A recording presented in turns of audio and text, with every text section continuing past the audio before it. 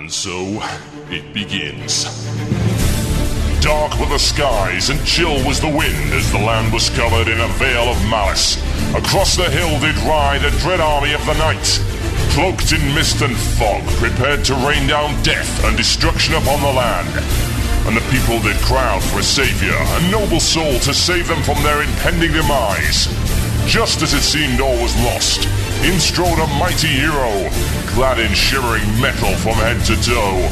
Wielding a terrible broadsword, he did cleave his foes in two, smashing their ranks asunder with righteous fury. And when the day was done and the enemy strewn across the fields in pieces, the people did turn to the warrior and say, "We shall name this day in your honor. Speak unto us your wisdom." The warrior said one word that day: epic.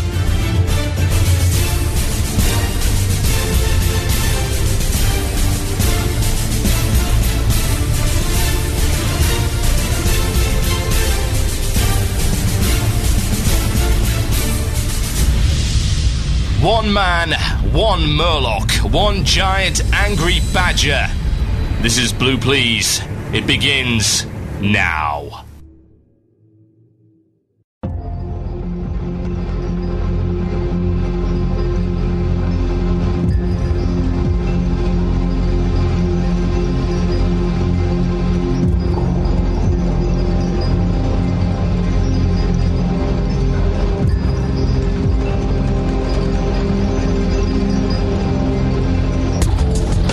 Yes, indeed, folks. Welcome to Blue Please here on WoW Radio with myself, Total Biscuit. The date today is the 9th of September, 2009. In my country, it is 8:05. In your country, it could be some other time. We care not, for it is Blue Please on WoW Radio, and we're doing a podcast edition today. I hate that. I really do. Right now, I have no active internet connection. It is absolutely screwed. I have no idea why. There is no good justification or rhyme or reason behind the entire damn thing. Bloody awesome. I am thrilled. What can I say? I am ecstatic about the whole affair. How could I not be? Wonderfully, fantastically, amazing.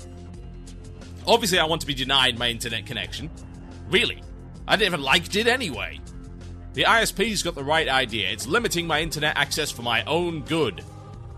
Or not. I don't have any idea what's going through their minds. I have no idea what's going on that end. I've called them like 3 times already. Oh well, the show must go on. So what do we got coming up for you in the show today? Well, I can tell you. We're talking about Battlegrounds. News from BlizzCon that you may have heard, I would imagine. Rated Battlegrounds. Oh yes, they are coming in. And why Battlegrounds are quite clearly the way forward. Arenas suck. I'll tell you why. Also, the hard modes of the Crusaders Colosseum beaten in a matter of hours. Dear Lord. I've got comments from a member of Insidia as well as a member of Stars who managed to get the world's second kill. The world first, of course, going to Paragon. Well done to them. On Anubarak. They'll be talking a little bit about their experiences in the Colosseum. And, quite frankly, expressing some disappointment. Not surprising. Also, stat simplification. Good or bad? We know it's coming. We heard it at BlizzCon. Indeed, I'm going to play you an excerpt from the panel in question. You'll be able to hear it and make your own judgment. I'll be talking about what could be good, what could be bad, how it could be executed properly, how it could be executed incredibly badly. Going back and forth on that one a little bit later on in the show. Now, I'd like to say that we're doing the illusion of choice. Unfortunately, without an internet connection, that is basically impossible. So we're going to cut that out. No illusion of choice at the end of the show, I am afraid. Also can't do shoutouts because, hey, I'm not online. Doesn't really help matters. However, I do have an update news and I do have an Ask the Murloc for you. So I will bring those to you a little bit later on in the show. I like to say it's so tranquil without an internet connection. No one bothering me. No one badgering me. I like people bothering and badgering me. I like being connected to the internet. I like being talking to people and interacting with people instead of sitting in a room alone in a corner. It's not very nice. Oh well, we deal. We get on with it. That's the way it goes. Ladies and gentlemen, children of all ages, it's time for this. That sounds like it's mail time. Here's the mail. Oh, it never fails. It makes me want to wag my tail. When it comes, I want to wail. Yes, indeed, folks, it's mail time. The mail that I can actually bring up. It's great. I could do this entire mailbag just by reading the titles of things, because that's all I can get on Google Mail. Thankfully, my smartphone comes to the rescue by some degree. Unfortunately, it doesn't sort things very well. So I've got one here from... I can barely read that, it's really small. Darkness Fall, also known as Sigil of the Dayfall Guild on Arathor, and he says this: Hi TV, I want to hear what you think of the trade professions. They just seem to me like they're a waste of time until you're near max. Time would better be spent raiding or maybe picking one's nose hairs. Anyway, good luck with the new guild. Short and to the point. I've expressed an awful lot of dissatisfaction with the way the profession system has been. And yes, I would agree. Up to that point, it's basically been pointless. There are numerous changes being brought in, including the ability to gain multiple points from making something that is a bit more expensive. So it's a little bit less grindy. And they're hoping to bring in some more recipes that are actually useful. The problem is that up until max level, you're going to be creating gear which people level past. And they do so very quickly. And in this day and age, what you'll generally find is that an awful lot of people will choose to take the leveling questing gear and not the crafting gear. That's going to become even more prevalent in Cataclysm, where they have said that they are revamping a lot of the rewards and a lot of the quests in the old world. What does that mean? That means that you will be able to get through the old world content and not have to buy anything. You're not going to be stuck for 20 levels without a decent breastplate because everything's got like Spirit and MP5 on it. Maybe there's not a single decent plate chest piece for 10 levels. I don't know. I've seen plenty of ridiculous things in my day as leveling as a mage, finding absolutely nothing of use. And of course desiring to either craft something or go into a dungeon to get it. Since they're changing that and making the questing gear an awful lot better, then I would imagine that that's going to naturally push away even further the concept of crafting gear and indeed buying crafting leveling gear from the auction house. And not to mention, of course, we've had a reduction in the amount of crafted gear that you use while leveling due to the introduction of heirloom items. Obviously, either introducing the chest pieces, which will now stack on top of the shoulder pieces, so there's no reason to get anything other than those. I suppose if you're leveling up for the first time, then yeah, but then again, if you're leveling up for the first time, you will not have enough money for crafted gear anyway. With mudflation and all that. It's very expensive stuff when you've just started the game and you have no support and you don't really have all that much knowledge of how to make a lot of money. That's something that needs to be altered. The trade system and the profession system in general have needed to be altered for ages. Something interesting has got to be thrown into the works. Nothing has happened as of yet. So we're going to have to see how that goes. I would imagine the archaeology system is going to throw in a little bit of intrigue into the mix. How much, I really do not know, and I don't think it's going to be synergizing all that well with the other professions anyway, since it is a secondary skill, as opposed to a trade or crafting skill. Can't say that I'm massively excited on that front. Oh well, we'll have to see how it goes, and for the moment, simply accept that the trading system is not going to get good anytime soon. Trade skills are not going to become all that exciting or anything along those lines. It's unfortunate, don't get me wrong, but hey, every game has its flaws. And I've got one here, I can't pronounce his name, so I must apologise in advance. I've got to give it a try. Eskild Muri Boo, or Bo. Yes, there you go. And it's entitled Blue Please. Greetings from Afghanistan. Dear TB, long-time listener, first-time writer. Firstly, I must say I love your show. At the moment, I'm serving with the military in Afghanistan. /salute. And I got a friend downloading your podcast and sending to me via email. It's great to be able to listen to your shows and be updated on the developments and issues in WoW, even though I'm in a totally different environment so far from the WoW community. Yes, I believe you're in the real-life equivalent of Desolus right now, and you have my sympathies for that. The best thing about your shows is the way that you tell it how it is without compromise and stand up for your opinions, even if you step on some people's toes. In addition, you do occasionally have some very good ideas for improving the WoW world. What do you mean occasionally? Backhanded compliment there. I would like to use the chance for a shout-out. One to Get Drunk, who introduced me to your show, and who makes it possible for me to listen while I'm over here. For Ziggus, the GM of my guild, for keeping me even when I'm away from WoW for 6 months. And to you for the best World of Warcraft show on the internet. It is truly epic. Yes, he did just say... Epic! That's from Mosanova, level 80 Warlock of Cretins United on Storm Scale. Well, thank you very much. It's nice to get emails like that. It really is. It's cool to see that people are going out of their way to listen to the show, even in the most harshest conditions. I'm glad I can provide entertainment for you, because I'm sure it must be a really hard job over there. I can't imagine. Never been in the military. But well done nonetheless. Very brave thing that you're doing. Even if some of the politics surrounding it are skeptical, I don't think anyone believes that the troops aren't doing a stellar job. And if they do, well, they need to be slapped around a bit. Support the troops. Don't have to support the war, to support the troops, folks. Yes, indeed. So there you go. Shout out So Given and a /salute, and I do hope that you stay safe and come home to your family as soon as humanly possible. Right.